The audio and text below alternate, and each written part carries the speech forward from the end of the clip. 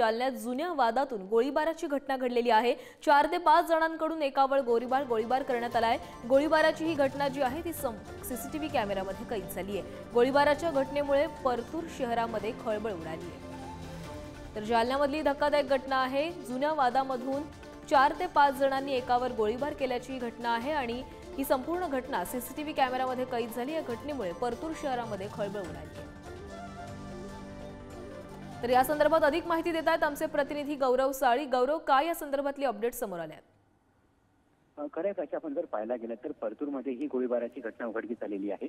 सदर ही घटना जी आहे ती काल दुपारच्या सुमारास घडली होती, मात्र आज ही घटना जी आहे ती सर्वत्र उघडकीस आलेली आणि या घटनेमुळे जी आहे ते परतूर शहरासह जालना जिल्ह्याभरात एकाच खळबळ उडालेली आहे।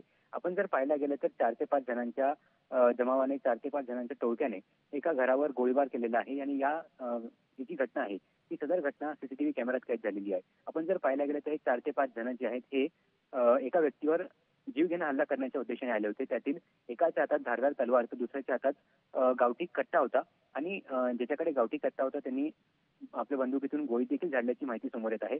दरम्यान नेमकं कारण काय होतं हे अद्याप कळू शकलेलं नाही, मात्र हा जो हल्ला आहे हा जुन्या वादातून झाला असल्याची प्राथमिक माहिती समोर येत आहे।